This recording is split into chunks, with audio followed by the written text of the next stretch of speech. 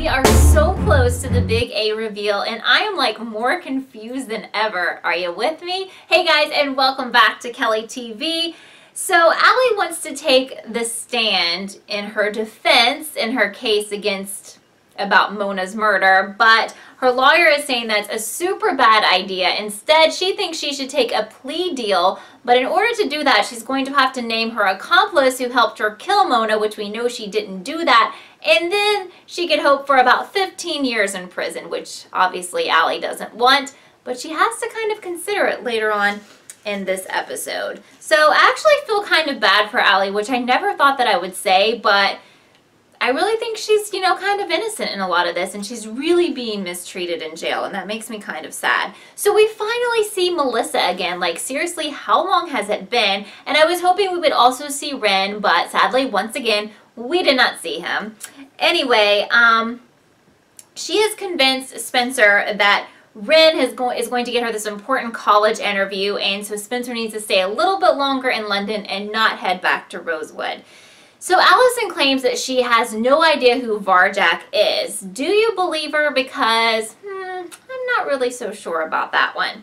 Mrs. H comes to tell Hannah's mom that she is a suspect in Mona's murder, and of course Mrs. Marin is totally freaking out by this news because she didn't even know that her daughter was even in contact with Allie. So that is some shocking news, but Hannah overhears this and then she starts to freak out.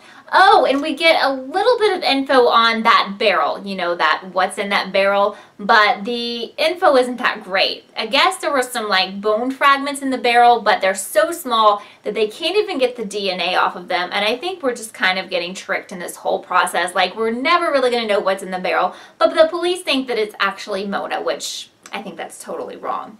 So the secret is kind of out about Andrea, and by Andrea, you know I mean Andrew and Arya, because he drops a note in her locker, and it actually drops out, and Emily sees this, and so Arya has to confess that they kissed, which was a definite ooh moment for me. So so glad we didn't actually see Andrew's face in this episode. Sorry, not sorry. So Emily has this idea to go to Ezra for answers about Varjak because, you know, I mean, it's totally connected to his obsession with Breakfast at Tiffany's and all that jazz that I totally explained in my last video. I'll put that down below.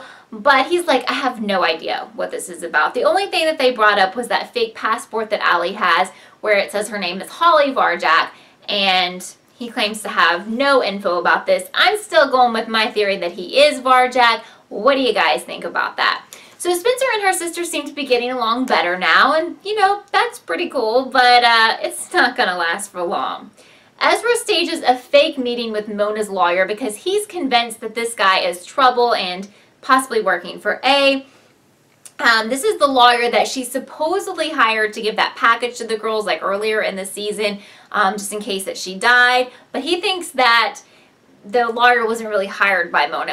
He was hired by A. The lawyer does seem suspicious, so do you believe Ezra or do you believe the lawyer? Mrs. Marin makes Hannah tell her why the police think she's involved in Mona's murder, and Hannah explains that she was set up and unfortunately she was caught like going through that storage room by Tanner and all that stuff.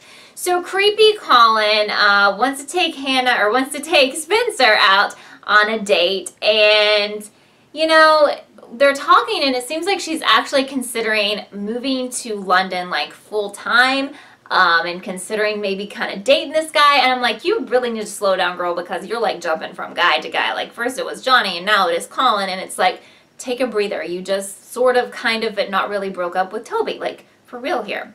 So Emily, Arya, and Ezra follow Mona's lawyer out into the woods somewhere to like this cabin because they totally think this guy is shady. And the really funny thing that happened during this drive out into the woods is that Arya gets a text from Andrew, and he's calling her beautiful, and Ezra totally sees that, so I had an LOL moment there, just saying.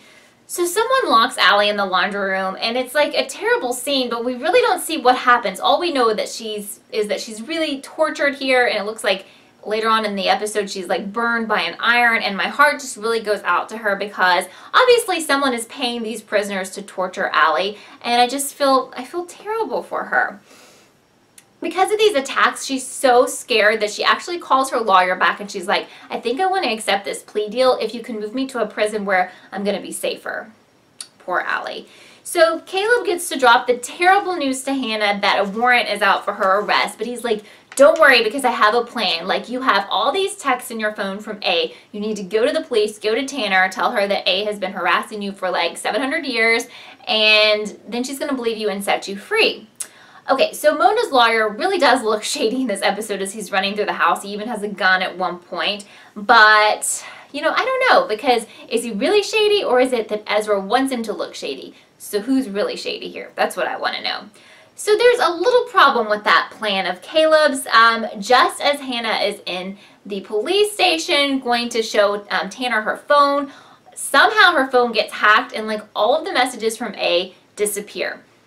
So we have to think here, whoever A is like a super, super tech savvy person, and some of the suspects that, you know, we think could be A, are they really that tech savvy? Or maybe they are and we just don't know about it. But you got to look at the people who are like super tech savvy, like, hello, like Ezra, right? So Emily finds a pizza delivery receipt outside this cabin where they've followed the lawyer. And this is actually important because Varjak is the person who ordered that pizza and it actually has his or her number on it. She calls the number, but nobody answers. But very interesting information, which I think will be important in the next episode.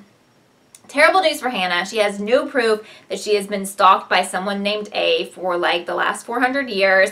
And she gets arrested, like she gets booked and like she has a mugshot and all that craziness. And, you know, I feel bad for you, Hannah. I do. And part of me is like kind of suspicious of you, so I don't really know what to say about that. But we find out that Hannah's blood is all over those clothes that Mona last had on when she died. But that's no surprise because we totally know that A stole Hannah's blood and we saw him pouring it like on the clothes. So we were clued into that. Or we saw him or her. We just don't know if A's a girl or a guy yet, do we?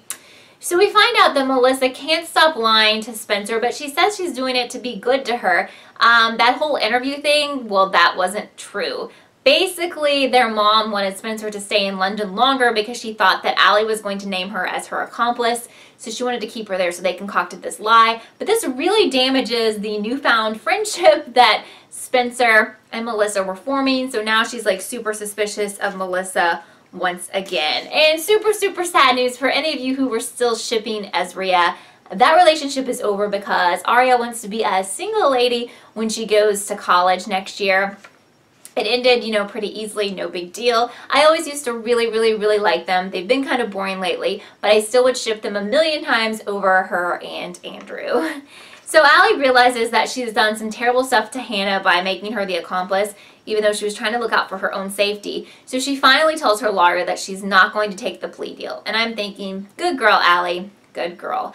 But what really shocked me in this episode is that we didn't get our standard A clip at the very end of the show.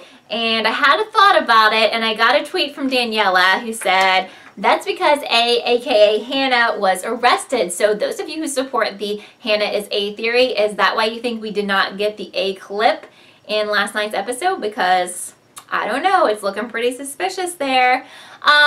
So many awesome responses to my video last week, and if you are new here, then you should know I respond to everyone's comments on my videos. If I don't respond to you, it's because you have like a privacy setting which won't allow me, which that happens like every week, so check your privacy settings.